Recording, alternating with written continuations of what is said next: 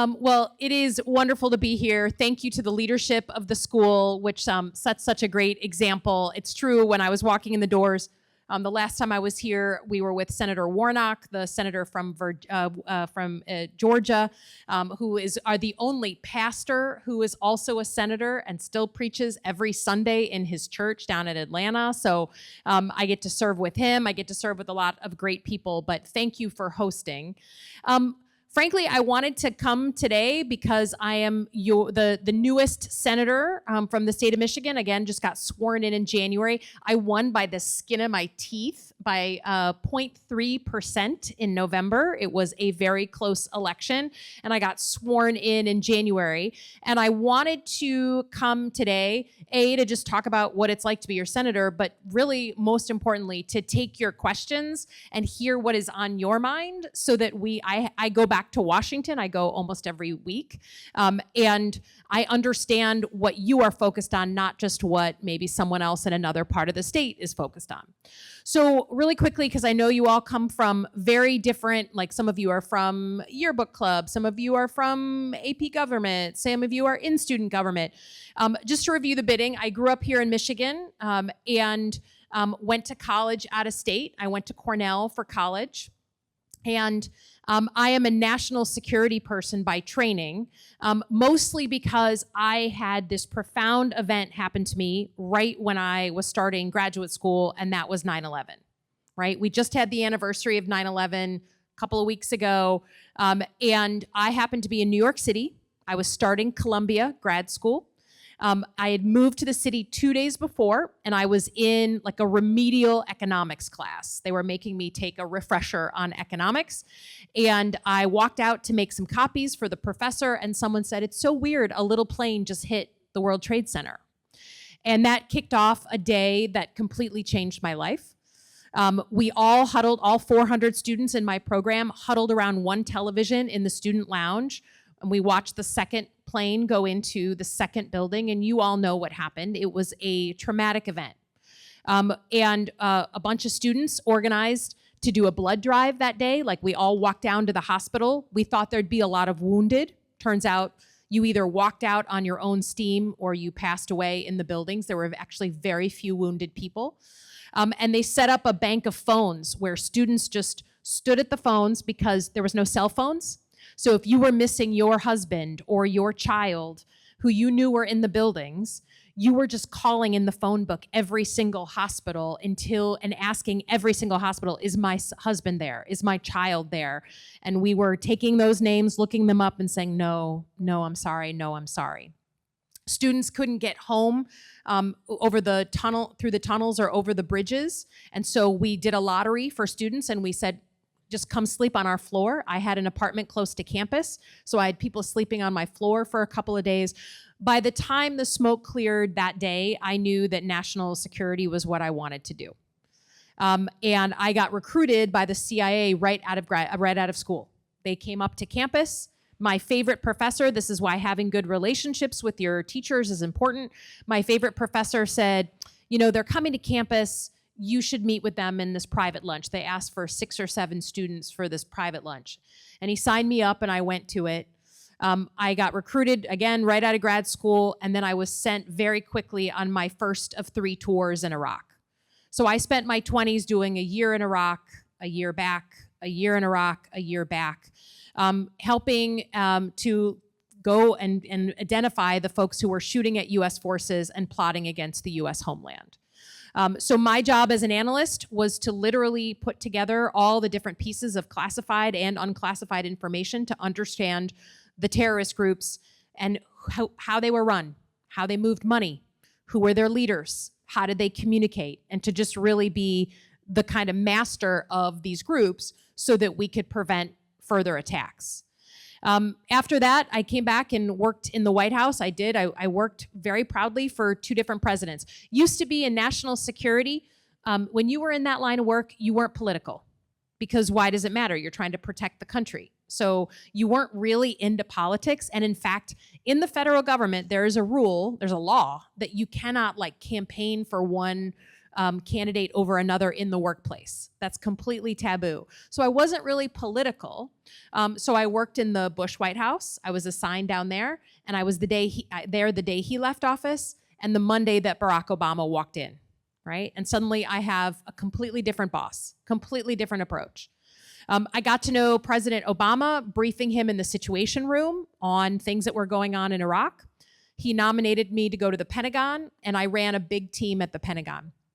So I was happily living my national security life. I was not living in Michigan, right? I was living in Washington or being sent abroad. Then in 2016, we had a big election. President Trump won that election. And because I was an Obama person at that point, a political appointee, I was out of a job the day that Trump was sworn in. So I came back to Michigan, trying to figure out what I was going to do. I literally did not know what kind of new career what I wanted to do. Did I want to open a business? Did I want to go into whatever? I never thought I would go into elected politics.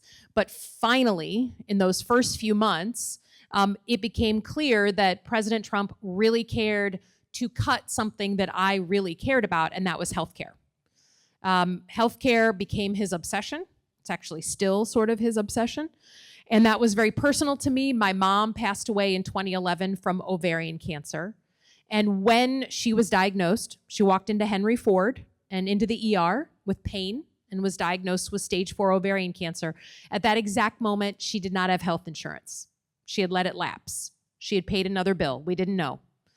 And so that experience of trying to get her emergency tests and emergency care with no insurance was enough to propel me to feel very passionately about this issue.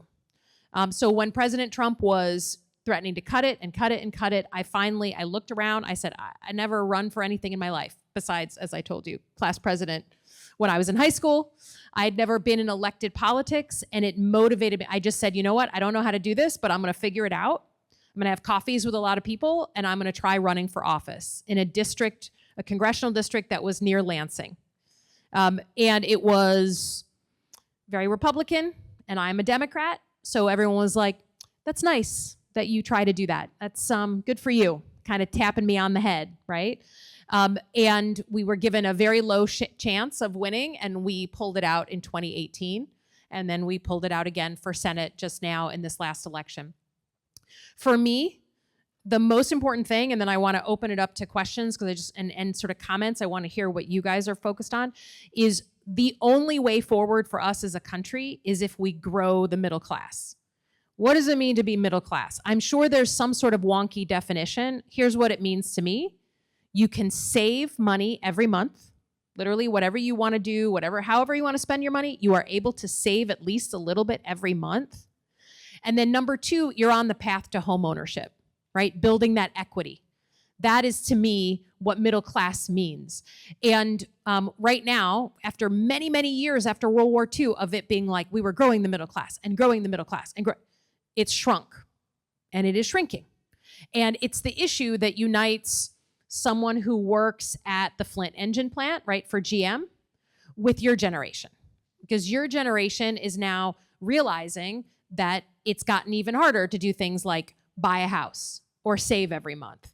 So to me, this is the issue that I care the most about, is making sure you can get into the middle class and then way beyond, right? Whatever, the sky's the limit.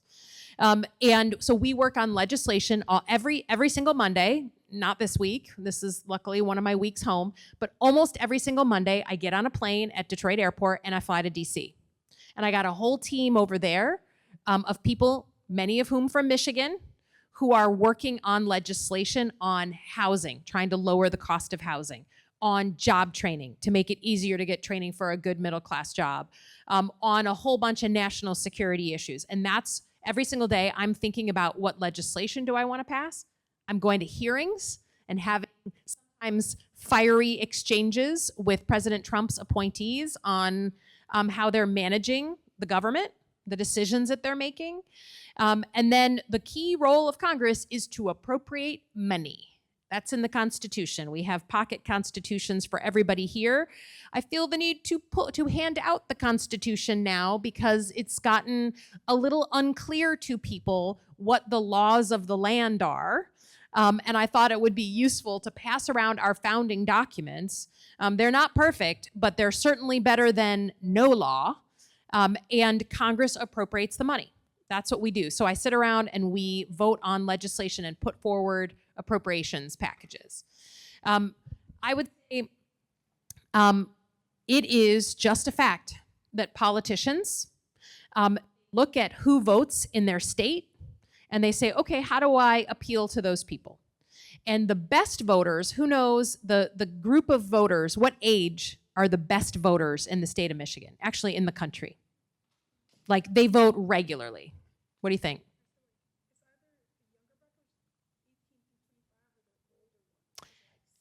Yeah. So the older voters are by far the best voters.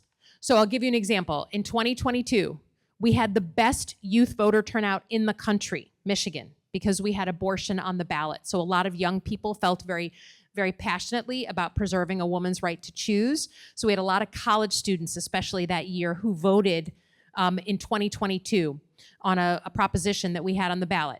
So for 18 to 29-year-olds, the highest we've ever got in this country, in this state, is 34% voter turnout. That same year, if you were 75 and above, I had 82% voter turnout. So older people vote. Younger people don't always vote. They sometimes post about voting. Maybe they go on Instagram and they post something, but they don't always actually follow through and get to the polls. And so you understand very easily why some politicians are like, well, I'm going to talk about Medicare because that affects older people and not about student loans, which is probably going to affect every person in this room. So I would just say voting is the key to getting politicians to care about your issues because they like their jobs, right? They like keeping their jobs. So voting is a big issue that we need to do in the state. The key issue, and then beyond building our middle class, and we were talking, a few of us class officers were talking before, is Michigan needs to grow as a state. For the past 2 years, we've actually grown. We have more people coming in and less people going out and leaving. For us to be a powerful state, we have to figure out how, frankly, to appeal to you all. How do we make sure the best and brightest go and get a great education and then come back to build your life here in Michigan? And so that's something we think a lot about. How do we make that an exciting thing? And maybe, or maybe you go for a few years and then come back. Those are called boomerangs. I'm a boomerang, left for a few years, then come back. But if our state has a real future of being a powerhouse in this country, we have got to have more people like you saying to themselves, yeah, maybe I want to go away to school, but I want to come back and build my life in Detroit or anywhere else in the state. So that's what I'm focused on. I'm interested in hearing your questions, your comments, your concerns. I'm your senator. There's two of us, myself and Gary Peters. Gary Peters is retiring at the end of next year. And then, as you probably know, we're going to have a new governor because our governor's termed out, right? She served 8 years almost. New governor, a new attorney general, a new secretary of state. You are going to have a new mayor of Detroit this coming January, no matter what. And then our senior senator, Gary Peters, is retiring. So as of 2027, so a year and a half from now, I will be the grandma of Michigan politics, okay? I will be the senior most. So I want to hear from you all on, like, if you're queen or king for the day, what would you have me working on 24/7? And any other questions that you have. So I'm gonna hand it over to someone better than me to figure out who's gonna, shall I just pick whoever I see? And shall we have them come up to the mic? Yeah? Okay, sir.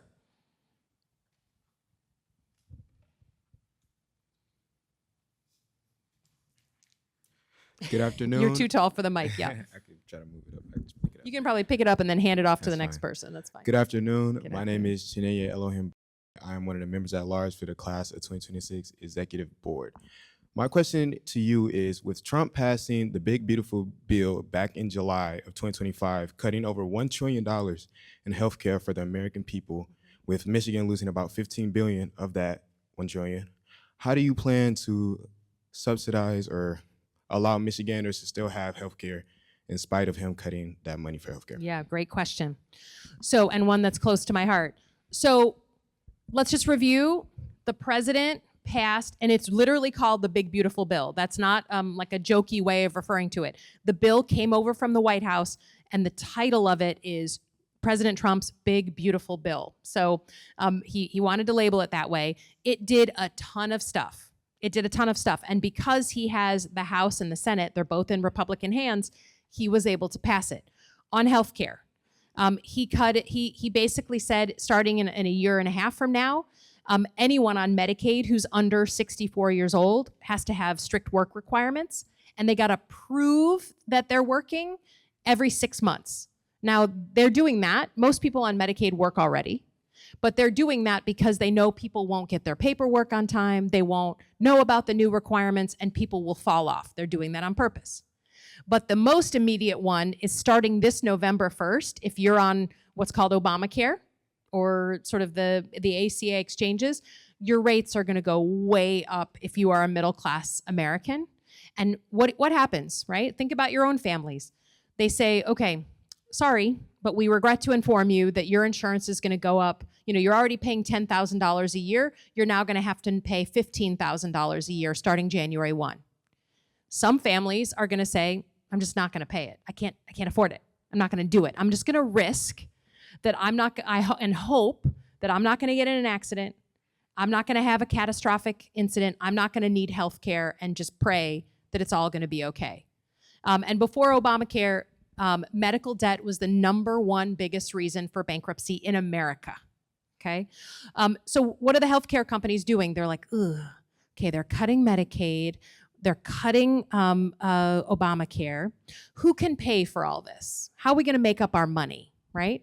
They're just going to everyone who has health insurance from their employer, like some of your parents, and saying, we're just going to jack up your prices. So every Michigander is getting a letter this fall, right, starting really in October, saying, we regret to inform you that you have private insurance through Ford or through GM, but you're now going to be raising it by $5,000 or $8,000. So it's not a great moment in healthcare. We have so what do you do in politics when you're not in charge of the House, you're not in charge of the Senate?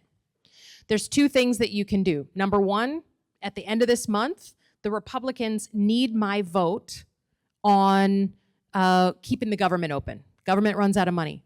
So you better believe I said publicly, and I'll say it again because we've got some media here somewhere, that if you want my vote, we're going to need to talk about reversing the Medicaid cuts, reversing the Obamacare cuts, and restoring all the health funding you cut, all the cancer research you cut. So I'm using my leverage in a negotiation because they need Democratic votes. And then the second thing, how did we change? Trump tried to kill Obamacare in his first term, but he wasn't successful. Well, how did we do that? How did we make sure he was not successful? The people turned against him. The people organized and said, no, you're not taking away our health care. And so he gave up on it because he's a populist, right? He's like, if it's not popular in Michigan, which is a swing state, he doesn't want to touch it. So we have to raise the education level and start talking about it and writing op-eds and having press conferences and having rallies to talk about how this man is raising the price of your healthcare, and he told you he was going to lower prices.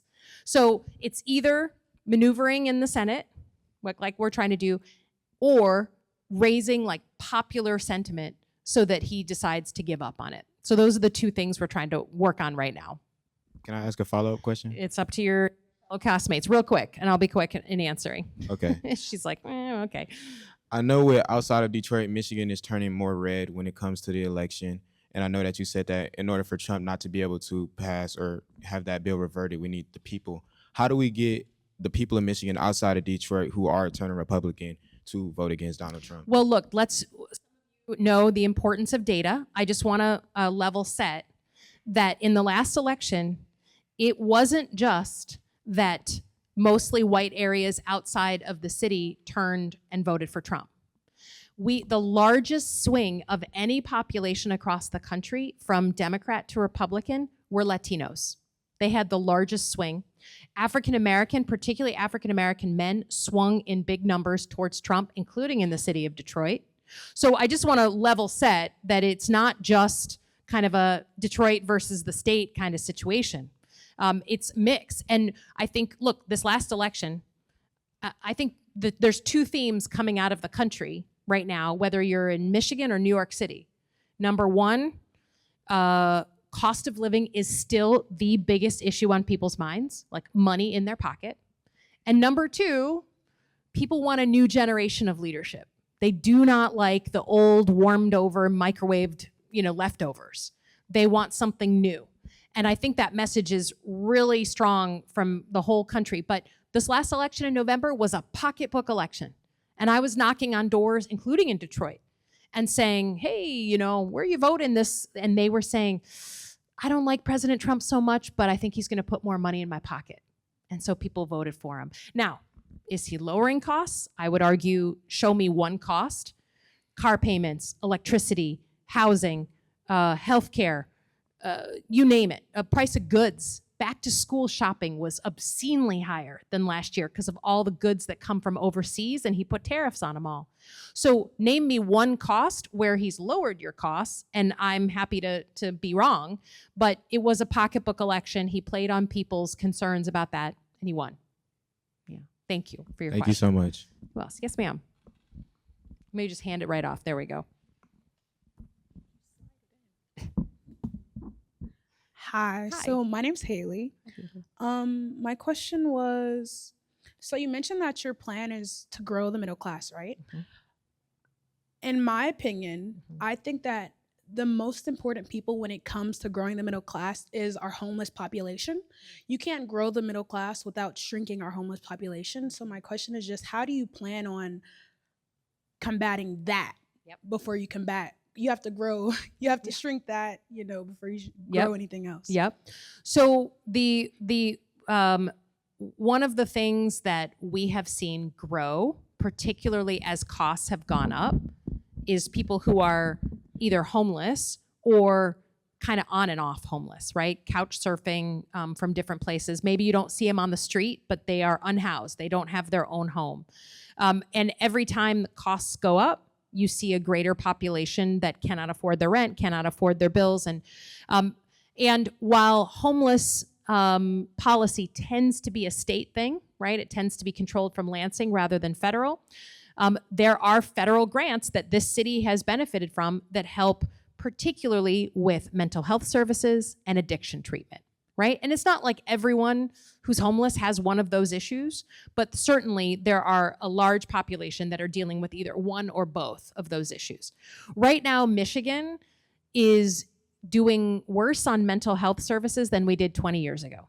We cut a ton of bed space for people who need inpatient help, right? Everyone has seen someone on the streets who needs inpatient help. It's not like they just need help for a day and an extra sandwich and they'll be fine. They have issues that are long-standing and they need inpatient support. And Michigan has too few beds for the people that we need. So the number one thing I can do as a federal representative is help bring money into the state for those beds so that there's somewhere for people to go, get healthy, get treatment, get services, so that they can be a productive member of society. For those people who aren't dealing with addiction issues or mental health issues where it's literally cost of living, you know how it gets. Problems pile on and you just can't get out from under it. So how do we make sure that there are enough services, wraparound services, so that you can take a young mom who can't afford rent and figure out how to get her on a plan so she can get in a house, stable, start paying rent, and get that good job, get transportation to that job. I mean, it's a lot of issues. And again, that takes federal grant money to do that. And one of the things I spend an unbelievable amount of time doing right now is playing defense on the cuts to that federal money. There are President Trump, you probably heard, he brought in Elon Musk and Doge, right, to do all kinds of cuts to the government. He cut a lot of things. So even today, I was meeting with some Michigan folks and I was saying, or I was meeting with some folks from Dearborn Heights, and they said, we're trying to revitalize our water treatment plant, and it's all federal dollars. And I said, are they being cut? Because you need to talk to us so we can bang pots and pans. So federal dollars for the multiple and overlapping issues around homelessness is what I can do. All right, thank you. Yes, ma'am, in the back, and then we'll come to you with the laptop.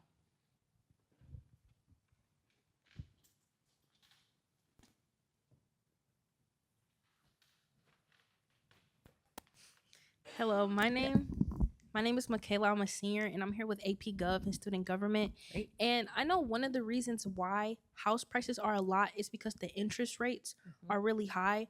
So is there anything that like the federal government has been doing to lower interest rates?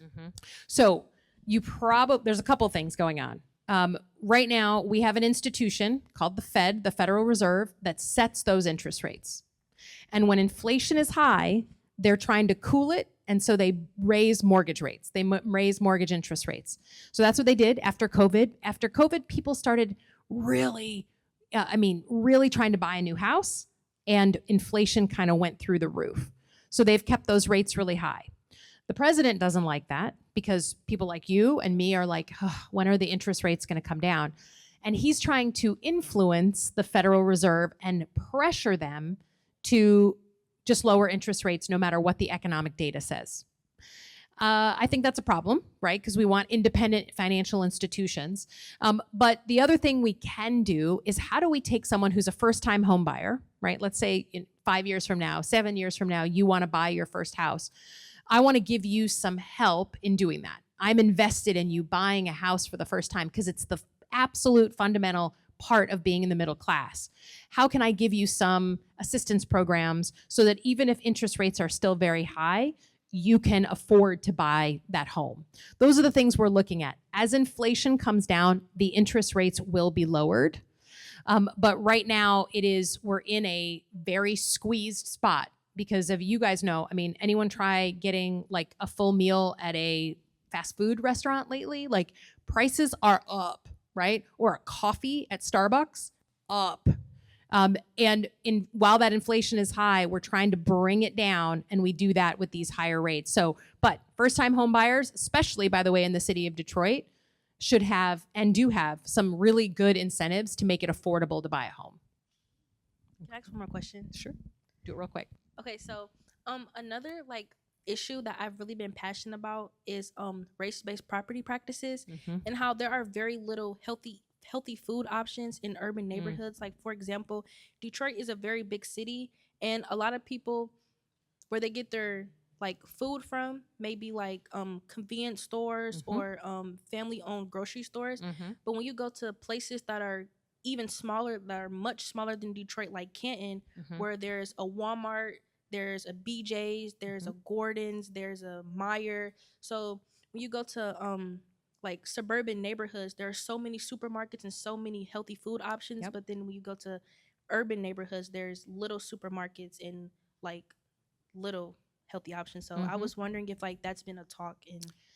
It definitely is, especially now. Look, Democrats and Republicans, I think on both sides of the aisle are talking about how important healthy food is to something like brain development for our youngest kids, obesity and tackling obesity, and then just overall health. And I might not agree with everything that Robert Kennedy is saying, right? He's put out some things that I think are patently false. But it's interesting, when Michelle Obama was the first person to really start talking about healthy food, and everyone poo-pooed it, and now everybody on the other side of the aisle is on the healthy food. I don't care. Let's talk about healthy food. I'm on the agriculture committee, right? And the agriculture committee does, yes, big farming policy, but we also do urban agriculture. And so we've tried to bring money in to get more urban agriculture, especially in a place like Detroit where we have space to farm, literally. Supporting things like Eastern Market, supporting things like the new co-op, I'm going to forget its name. What was it? Detroit Food Co-op, is that what it's called? I went and visited there. They've gotten a lot of grant money from federal dollars to try and what we usually call a place with no grocery stores is a food desert. It's called Food Desert, right? The other thing that I can do as a senator, and you better believe I have done this, is go to the big chains like a Kroger, right? Like out in the suburbs, you're going to see Kroger everywhere. Where's the Detroit Kroger, right? We know we have fancy options like the Whole Foods, right? Or is there a Trader Joe's now in the city that I can't remember if I've seen a Trader just outside the city, but okay. But the point is, that to me is like the great white whale. How do we get the name brand stores that we're all used to actually opening up their Detroit grocery store? And there's not a great reason considering that Detroit is growing. And there's a market here. It's not like you can argue there's not a market. But until we do that, then getting food at your convenience store means prepackaged, processed, been on the shelf for a long time, a lot of sugar, a lot of fat, not great for a consistent diet. So to me, the agriculture policy that supports urban ag and bringing grocery stores to the city is the way that I fight for that. Okay. Thank you. All right, we had this young woman with the laptop. Hi, I'm Hi Zora. I'm also a senior. Okay. I'm here with AP Gov and Student Government, and I actually worked on the Michigan Democratic One campaign Nice. in November. So yes. My question is that we all know the Trump administration has made several attempts to push its agenda in illegal and immoral ways, and some of them have been broadcast on the news and other forms of media. But I wonder, what are some policies that the administration is pushing that we're not necessarily hearing about but will affect us? Interesting. Well, I think maybe you've heard about it, so because you guys are pretty informed. But the policy of ICE agents. We all know that the president has said, okay, I want a much more aggressive quota-based system on picking up people who don't have legal status to be here. The one that I have a bill to prevent is the masking of law enforcement, right? Masking of law, I will just tell you that if a bunch of folks, and then forcing them not only to just show their face, but to show their law enforcement agency and their number, right? Their badge number. So that if someone is treating you badly, you have a way of providing accountability, right? You can't. And I will just say that if people don't have insignia on their body and they're wearing a mask and they pulled up to me in the middle of Washington, D.C., I would not know and understand that that is law enforcement and not some crazy gang that I'm scared of. And what would I do? I'm sorry, I'm a CIA officer. You come and grab me and I don't know who you are. Like, I'm going to fight back, right? So I think the masking is something that is just fundamentally un-American to me. We need accountability on all kinds of law enforcement. I think the other thing that affects Detroit that I didn't even know until I was talking to the people who run the tunnel. So you all know the tunnel to Canada. If you're not totally familiar, you can like by mistake turn right down there and like suddenly you're being shunted down the tunnel to go into Canada. So that used to happen all the time. It still happens all the time. But it wasn't until the Trump administration that they forced those folks, those border folks who work on the border, to ask your citizenship if you get lost. Okay? So now we're having a ton of people getting picked up because they just took a wrong turn to go and went and ended up going towards the tunnel. That's like a small policy change, but has huge impact on our city. And suddenly you have, a mom who's picked up because she took a wrong turn. She's got kids at home, and she's being put into detention. And we work these immigration cases in my office constantly. So that one is another one that I had not totally processed. And then, by the way, everyone's waiting for the Gordie Howe to open up, the Gordie Howe Bridge, right? The new bridge. So, guess who paid for that entire bridge? Taxpayers. Canada so badly wanted another bridge that they said, just work with us on opening it up and we will pay for it. Okay, so Canada paid for that bridge that we're all about to do a ribbon cutting on sometime soon. But President Trump has officially declared Canada a threat to American national security because he wanted to tariff them. And there are more tariffs on Canada than on China right now. Okay, Canada, I mean, we all listen. You've heard their radio. I mean, how many of our nurses in our hospitals here in Detroit come from Canada every single morning? So to me, that one, again, there's been a lot of news, but declaring Canada, who paid for our new bridge, a threat to our national security when we all know they're a good neighbor, to me is one of those truly cuckoo decisions by the president. Can I ask another question? Is that okay? Real with quick. y'all? Okay. My other question is that obviously the Trump administration has created a lot of socio-political tension amongst citizens. Is any of that like in effect on the Hill? And does that socio-political tension affect political progress? Well, first of all, it is my personal belief that the president is using division as a tool, right? He wants you to be mad at somebody else for what you're going through. This is why I focus so much on the middle class, because when you can't succeed in America, when you feel like you can't get ahead, you want to blame someone. And when you blame someone, it ends up being someone who doesn't look like you or talk like you or pray like you. It's how Americans in a diverse country like ours, turning people against each other is a tactic, okay? And it's working effectively. This is why there's such a strong anti-immigrant sentiment in the country right now. The truth is, this state wouldn't be growing if we didn't have immigrants coming to our state. But President Trump wants to make you think that the reason why you can't get ahead is because some immigrant has taken your job. There's 130,000 open jobs in Michigan right now, okay? No one's taking anybody's job. So that is what he's using in the country. But then the way it's playing out in Washington is normally Democrats and Republicans, they may not always agree, but they talk to each other. They would engage with each other. They would work on common legislation together. They would, go on trips together. They would engage with each other. And what's happened is a lot of that has fallen away.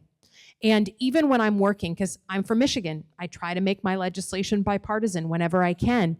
And I'll be working with a Republican member of the Senate.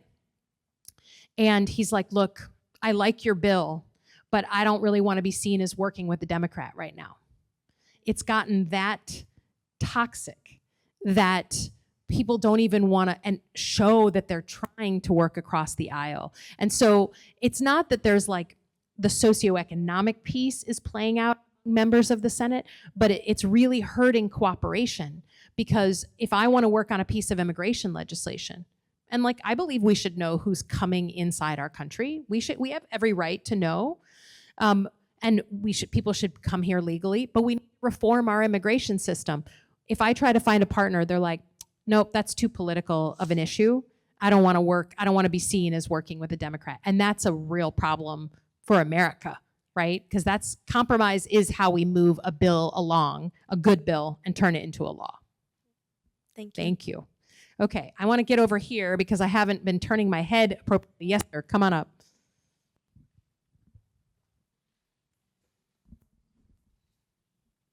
And I guess you don't have to be at the stand. You could be anywhere you would like with that roving mic. My name is Alan. I'm a sophomore. And my question is, during your campaign, what were many problems you faced? Like you brought up being a Democrat and things like that. So what were problems that you faced? Yeah. So look, there are lots of stereotypes. You all know about stereotypes of different people. And when I would be out and about, even in Holly, Michigan, where I live, right? I've never won my town. I've never won my voting precinct. I've never won my neighbors. My neighbors, I'll work with them all day long. If my dogs get loose, that's who I call, but they didn't vote for me, okay? And certainly there was a perception by some that Democrats weren't patriotic. They didn't love their country. And because I have served my country in other capacities, because I've risked my life for my country in war zones, I think it was a little bit easier to have that conversation and dispel some of those stereotypes, but that was certainly there. I will say the other thing, particularly for the women in the room, being a woman leader, even though Michigan is like pretty good across the country for female leadership, there was still a lot of questions about whether I could be a statewide representative. So I once had someone who does media say to me, I was doing a practice interview and I finished the practice and they were evaluating me and they said, Alyssa, a woman in politics has to be a happy warrior. And you have to be both happy and a warrior. If you're only happy, then you're not tough, then you're flighty, no one takes you seriously, they're not sure you can be in the job. But if you're a warrior only and not happy, then they think you are a bitch, right? They think you're too tough, you're not likable. Oh, is that the swear police telling me I shouldn't have just sworn? That came on perfectly. So a woman has to be a happy warrior, have to be both. And I did not enjoy getting that advice because, it's probably true in today's politics, but my male colleagues were never told they had to be a happy warrior, right? The men could just be a warrior and not worry about everybody liking them. So that certainly was gender issues always come up, especially as you want a senior office. And then I think, to be honest, I'm 49 years old. Okay, so I'm the age of your parents or older. And the truth is, media has changed so much that getting to you all in your social media cues has become a huge issue of discussion and debate. How do I get in front of young people and when you're not watching the traditional news, you're not maybe on news apps in the same way, there is a ton of work going on. And I would say any of you who are interested in social media and in the kind of digital engagement, you will have a job for the rest of your life if that's what you go in, because people like me are like, how do you crack the code? What should I do? Who should I follow? Where should I be? What podcast should I go on? Which one should I avoid? There's a whole study going on how to get to the youngest voters because people like me didn't grow up as digital natives the way you guys did, right? So that was also a challenge because it's not my fluency. You all have that fluency. Okay? Yes. Should they be afraid to go on social media and express themselves now with being canceled or Yeah. fear of if you say something because this is the future right here. Yep. They need to know they have Yep. a voice. So I think here's the thing. We still have freedom of speech no matter what people tell you. But I will be honest, I'll just tell you what I do when I'm hiring a new intern, right? Nabila is in back there. She was one of my former interns. She now works with us. She's from Hamtramck. And when we get a bunch of applications for an internship, and we have internships every semester and obviously our summer internships, we obviously do interviews. We look at someone's application, but then we go and do a social media search. And I don't care if Nabila has strong views on an issue and she's putting that out there, but if you've done anything like promote violence in any way, if you have done things that are sexually explicit, that are racist, sexist, those kinds of things, why am I going to buy those kind of problems for my office? Right? So it is not about not expressing yourself. It's just thinking about, would I want this public post to be on the cover of the Detroit News? Would I be okay with that? Would I want an employer seeing this? And again, I don't know many employers that will cut you out because of your views. It's how you express them. And do you look like a thinking person who's like, you know what, I'm passionate about this housing issue and homelessness, and I don't understand why the government isn't doing more to help get homeless young people off the streets and blah, blah. That's not gonna scare me away. But if it says, if the government doesn't figure out, if my senator doesn't figure out how to figure this out, I'm just gonna blow everything up. Well, I'm not buying that kind of problem, right? So think about your tweets or your posts being read by your future school counselors, the admissions offices, universities. And again, what you may think of as private always eventually becomes public, right? And that is to me also a good reminder. There's a lot of people, including members of Congress, who were like, oh, this is this is private, so I can say whatever I want. I can send this picture. I can do whatever. It always comes out when you're up for the big job or the big position or the big school. So just being thoughtful about what you want to answer for when you're sitting in that interviewing chair, that's what I'd suggest thinking about. Okay. Okay, I'm going to let someone else ask a question over here. And I know we didn't, yes, you sir, come on up. You can just hand off the mic to him.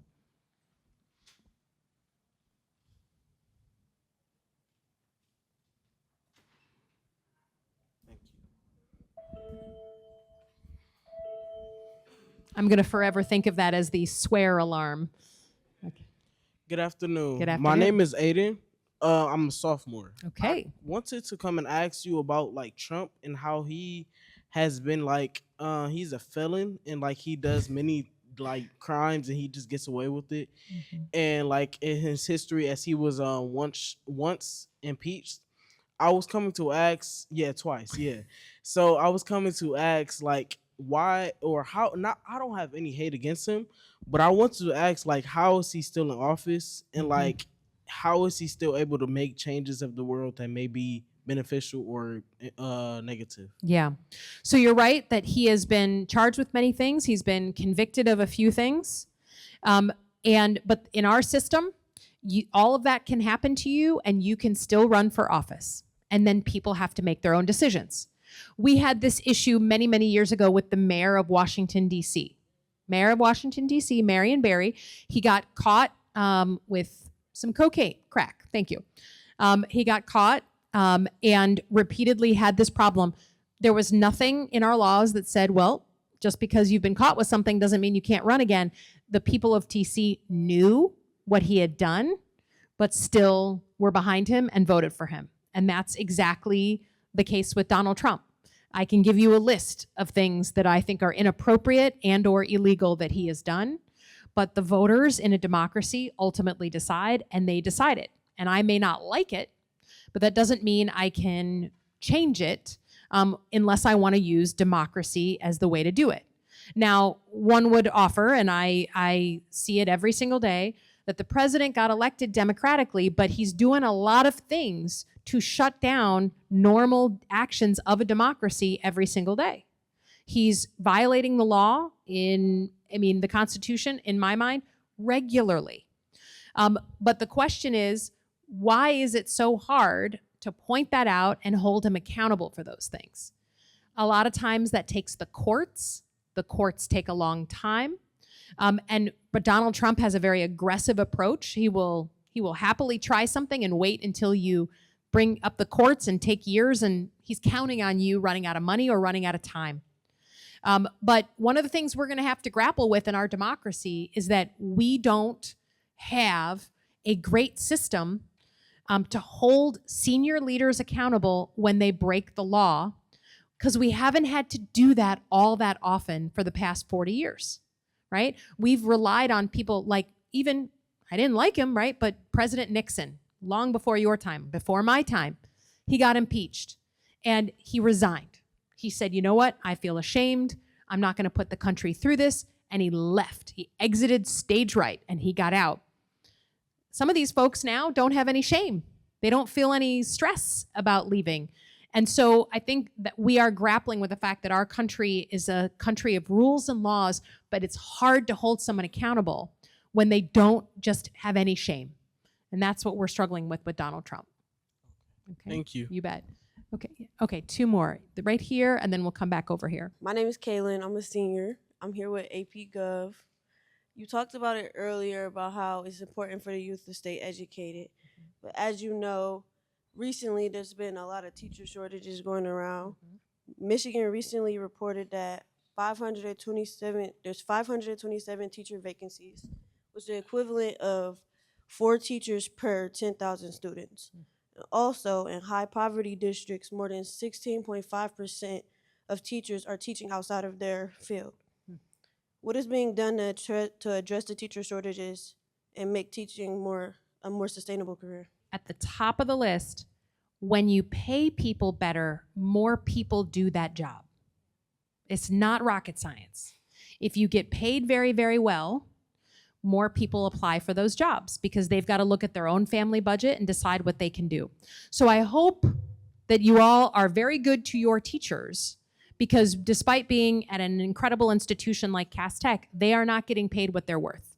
Okay? They're doing it because they believe in the mission of you all, and that gives them pride and motivation, right? They are service-oriented people, but a lot of people can't afford to be service-oriented people. They can't afford their life, and so they choose not to go into teaching. And that's a huge problem for us. So pay them more, and we will have fewer vacancies, and people will stay longer in the career. Now, right now, I don't, if you've been watching the news at all, there's bickering going on in Lansing, in our state capital, and they have not finished their work of putting out a budget so that your leadership knows how much they have to spend this year. We're already started the school year. This was supposed to be done in the summer, long before you all came back. So your teachers, when they're not busy teaching you, are sitting around the teacher lounge saying to themselves, what is going to happen? And should I buy this new piece of equipment for my class, or should I not? Am I going to be able to keep these teachers on, or going to have to let them go in the middle of the year? And we're barreling towards a shutdown, right? A shutdown of the Michigan government, which would leave your principal in a very, very difficult position, because she's a mission-oriented person and she wants you to come to school every day and get the best education, but she doesn't know what her budget looks like. People aren't going to get paid. So now a teacher doesn't get paid enough, may not get that normal salary check, right? So I think it's interesting to think about using your power, okay? Don't underestimate the power of students. It's frankly, if you look at the history of our country, it's not 70-year-olds that change our country. It's young people.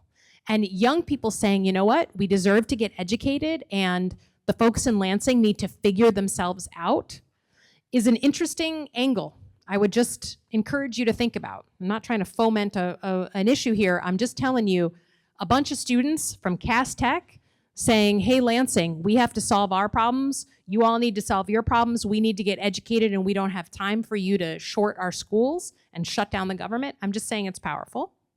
And so we're just trying to hang on to what we have right now, and then we got to have the conversation about raising those salaries. But right now, the federal government, right, Donald Trump is cutting federal dollars coming into the state left and right. So we've got lawmakers in Lansing who are like, even if I wanted to raise salaries, I just got all my healthcare money cut. So do I move money to pay more salaries, or do I move money to pay for healthcare for the people about to lose healthcare? There are really tough choices that happen when you cut that much money. So number one, we got to get Lansing to formulate a budget. And then we got to fight for more teacher salaries, money for salaries, because the teacher shortage would not be here if people were paid a serious wage. They can go out into a job in the mall and get similar salary for a lot fewer headaches than you all give them, right? It's a lot easier to sell clothes than it is to teach, but they do it because they're mission oriented. So please, in the meantime, treat them well. Don't give them a headache, because they're doing this out of a sense of mission. Okay. All right. Last one. My name is Brooklyn. I'm a sophomore, and I'm here for my economics class. Awesome. With everything going on with the increased militarization of the United States, like stuff going on in Washington, D.C., and stuff going on in California, how will you deal with that if that ever comes to Michigan? Fantastic question. Okay, so let's just review the bidding. Donald Trump made the decision for the first time in 50 years to send National Guard troops in uniform into LA to, quote, protect federal buildings and help on immigration, okay? When's the last time a US president has sent in the National Guard against the wishes of the governor? Highly relevant to many people in this room. Anyone know who Ruby Bridges is? Okay, the first young woman, African-American she was a little girl, went into desegregate schools in the South, and the Southern governors did not like that, and they weren't providing her adequate protection. So President Johnson sent in the National Guard against the wishes of the governor of that state to protect her as she went to school. These are the iconic pictures of a little 5-year-old walking in with uniformed military escorting her, okay? So fast forward, now Donald Trump started with California. Then he went into Washington, D.C. because there's more federal power in Washington, D.C. It's not a state. The other day, we had a candidate for office here in Michigan say that we should send National Guard. President Trump, please send National Guard into Detroit. And then J.D. Vance was here, Vice President Vance was here last week in Howell, Michigan. And he said, Gretchen Whitmer, we're waiting for your call. Please call us. We'll send in the National Guard into Detroit. And then a few other candidates got on the bandwagon, okay? When's the last time the National Guard's been in the city of Detroit? 1967, during the riots. And it did not make things better. And I will tell you that for your parents and grandparents especially, memories are long. And to me, as someone who has worked alongside the military my whole life, my nightmare is that young people like you would look at the military and see them as an adversary, see them as someone scary, see them as someone bad. But if they're forced into your city, it creates an adversarial relationship almost immediately.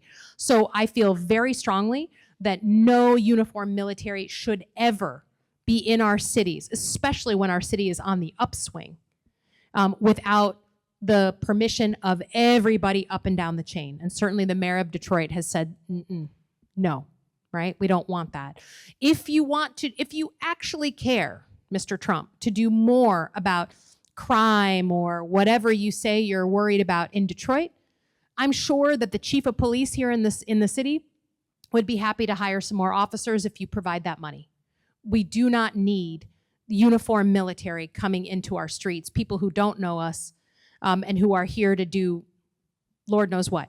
In Washington, D.C., where I fly every week, you know what the National Guard is doing right now? They're picking up trash from our parks, okay?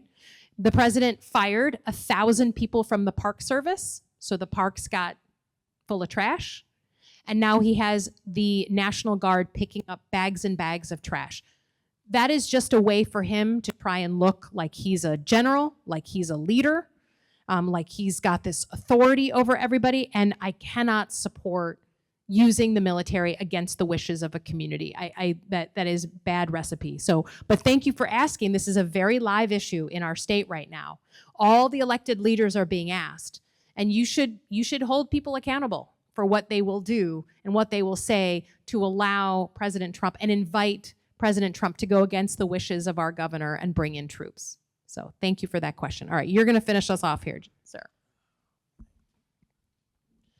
Good afternoon, Senator. My name is Braxton.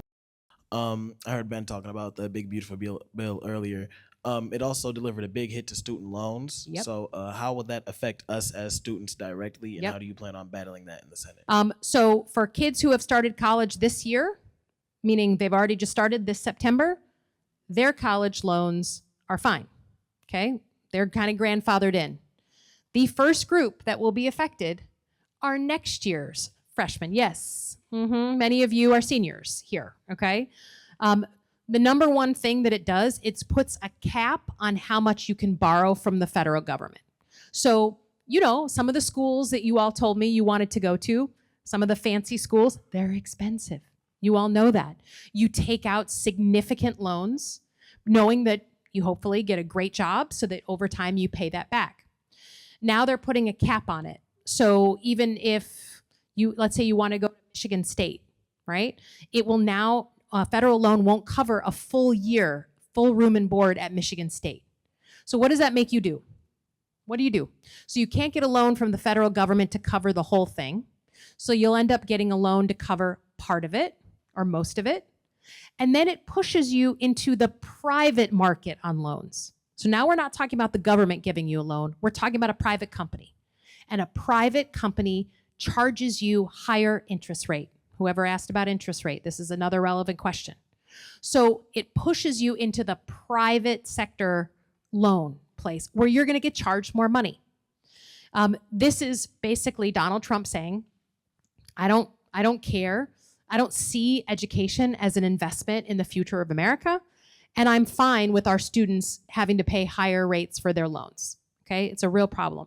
It's even worse if you want to be in higher, some of you said you wanted to be a lawyer or a doctor. Okay, there's caps also on graduate school. You know how expensive it is to become a doctor? Someone in here wanted to be a cardiologist. To become a doctor now, they've now put the similar caps. So the federal loans, which have a better interest rate, you can't cover the whole thing of being a doctor. So it forces you all to go into the private marketplace. So we want you to get as many scholarships as you can. That's the first thing. Apply for every single one. It's a pain. Do it. And then see how much you have left. Hopefully it's under the cap. And if it's not, I want you to do what other students have not been great at. I want you to read the fine print. I know that when you guys get a new app and they're like, please read the fine print, and you just hit accept and you don't read it. On student loans, I'm begging you to read the fine print so that you know, and you do that math, so that you know how much you're going to be charged. If they're charging you 10% interest rate, please find another one. 11% interest rate, no. Student loans should be low, right? 3%, 4%. So that to me is the number one thing that we're trying to do to push back again for the future of the middle class is on student loan and their student loan plans. After healthcare, it is an issue that consumes not just you all, but your families. And then of course the institutions that want to host you. University of Michigan, Michigan State, this is not good for them either. So it's a right question. And again, just to understand, why is Trump cutting all of these different programs? Cutting healthcare, cutting student loans, cutting federal dollars coming into our state, cutting food stamps, SNAP. Why? Does anyone know why? Why cut all those things? What's he paying for? There is definitely an increase in our military budget, but there's something he promised in the campaign that he is trying to live up to. Yes, ma'am. What'd you say? Not the wall, building the wall. He did that. He did that in his last term. He did build the wall. He wanted a tax break for the most wealthy Americans, right? So if you make, I'm going to get my my numbers right. If you make, let's say, over $2 million a year, under Trump's new plan, I'm sorry, over $2 million a year, you're going to now get $400,000 back from the government. Okay? So when you, the why is important, right? In life, always understanding the why. He is cutting all of these programs because he wanted to give a tax break to the wealthy, a permanent tax break to wealthiest Americans. And I think it's important. We all choose our leaders. We all have a voice in this, but their values come out and how they spend money. And his value in this case was cut, including your student loans, so that he could pay for a tax cut to the very wealthy. Okay? All right, I'm going to leave it at that.